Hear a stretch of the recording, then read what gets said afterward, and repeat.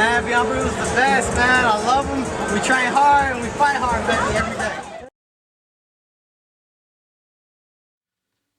Growing up, I started martial arts at a very early age, and it was always there. We spent a majority of our times jumping from competition to competition throughout month after month, and I gained a fascination for martial arts really quickly. And me, my brother, my sister, we all competed, and we were constantly just trying to get to the next level of skill, whether it was earning the next belt, earning the next first place trophy, just doing something to be able to motivate and push ourselves forward.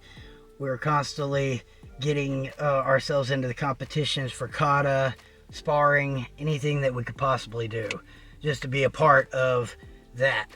I enjoyed it a lot more than I did baseball or any type of other sports that we were placed into, whether it was through the homeschooling programs or the public school programs. Martial arts always fascinated me. After a while, I ended up finally achieving the final stage of the red belt, and after you end up turning 13, they move you up into the adult division. But when we got to the adult division, your rank starts back at white belt, and everybody that I was paired up with or whatnot, they were using it as an exercise course because it was older individuals that were doing this, and I would wipe through whatever competition was put in front of me like it was nothing. And soon I realized that I wanted to do something a little bit more challenging. And at that point, my dad, he gained a real fascination with UFC. He always had it there, but it was at a point where UFC became mainstream and it was no longer looked down upon for brutality, and it started becoming more of a recognized sport. And so we started going to these events that were going on at the Oil Palace and in Dallas and all these different places. And I ended up meeting Ken Shamrock, and basically that right there, it gave me this drive that I really wanted to start competing in something like MMA, but there wasn't really anything around the East Texas area that allowed that. And I continued going, and then at one point my dad ended up starting this MMA company with his buddy that he was working with named David Moore. And from there on, they ended up finding a gym that they were looking to sponsor fighters through, and that's when Beyond Brutal kicked off. As you can see, I'm wearing one of the shirts. This is one of the new shirts that basically we started putting out. My dad and David, they started putting together a team of individuals who were really interested in pushing the narrative of Beyond Brutal forward, and we ended up getting a hell of a group of fighters together. And my high school years was either going and doing competition type fighting through Beyond Brutal, or it was or we were going to fights. My high school years, it was pretty much every single weekend we were going to some sort of fight in Louisiana or Mod Cobb Activity Center in Longview or something like that. We were renting out some place, and we were putting on an event, and it was just event after event after event. And soon we started bringing our friends along and whatnot, and a majority of the time I spent behind the camera filming for other people, but there was never really a crew that was there filming whenever I was fighting, unfortunately. And so I don't think that I really have any footage of my fight days with Beyond Brutal. I know that there's some VHS tapes or something out there with my karate days and the competition days where I was competing in karate. But I really found a fascination with it. And soon after, my dad had started it, there was this big situation where we found out somebody was stealing merchandise and basically causing the income that was coming in to keep everything running and the ship, sailing. It basically brought it to a halt because we had a snake in the grass. Some individual was stealing off of us, and we ended up finding out who it was. But I'm not going to go and start throwing names out there because that's an old issue. It's not something that needs to be brought up. Basically, the shit really hit the fan, and we ended up cutting ties. And my dad wanted to start another company, and we moved to Louisiana, and we started going into that. And I started fighting in Louisiana. We went from there, fought in Arkansas, fought in a couple different states, and then soon after, my dad was diagnosed with cancer. That was hard to continue and just push forward because my father was always my corner man. He was always the individual screaming from the sidelines, telling me, sink that choke, move his arm out of the way, blah, blah, blah. But uh, life sucks. My dad, he passed away in 2010, and soon after, I ended up doing a fight, and then I did a competition, and it just felt like there was something missing, and I just ended up calling it quits at that point.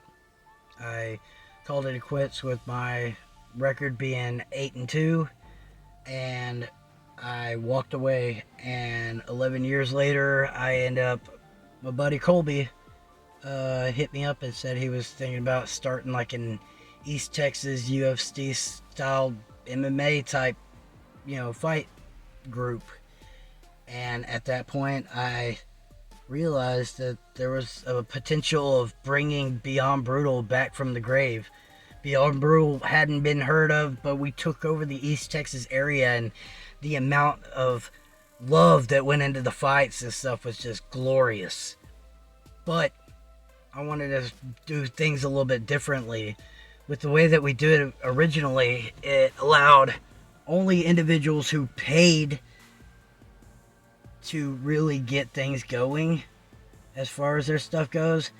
And they had to pay a high amount of money. Like my dad was paying about $200 to $300 a month just for me to be able to do my stuff as an amateur. And I had it was very, very, very expensive. And the individuals that we were going to be bringing into this were going to be fresh blood, people that really hadn't been in the sport but were interested in doing something like that.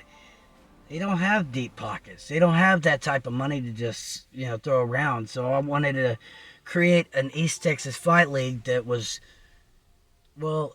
opening. It was open to anybody who wanted to be a part of it. And that right there was something that I wanted to drive forward. Have a sponsorship opportunity for anybody, whether not you know what you're doing, or you have a strong street fighting style or whatever and stuff.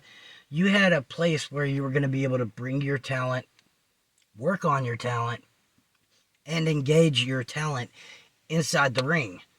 And it was a little bit of a rocky start before. Some things I didn't agree with, and I made a video about that.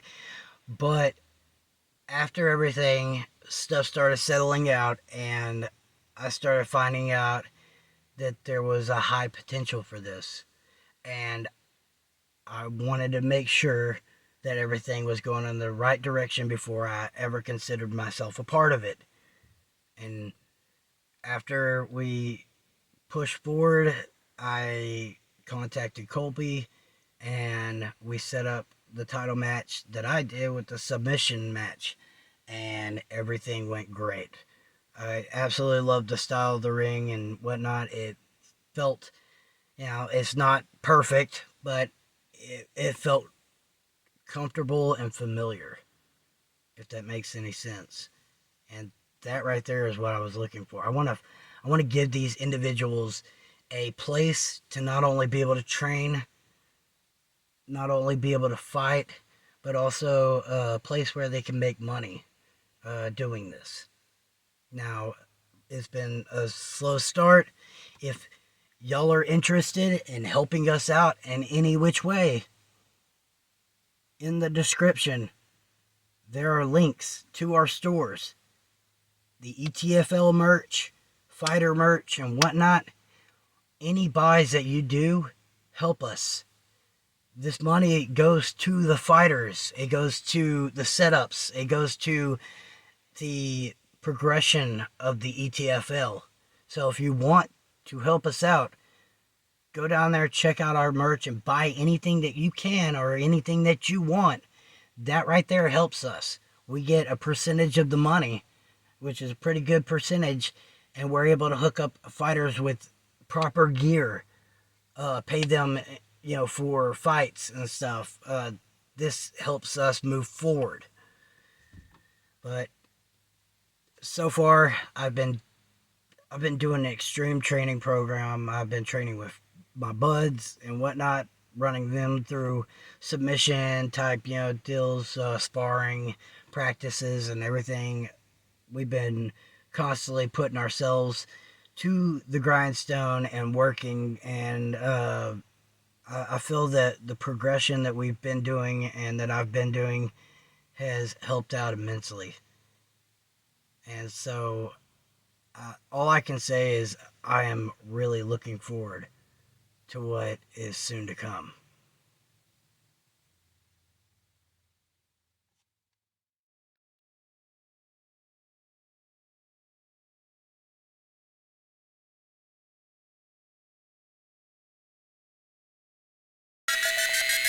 Bound to be the one to set the motherfucking bank. Angry little shits, man, they always gonna fucking fake. Catching every MC that ever come my way. Hitting up that daily grind, man, I gotta get my pay.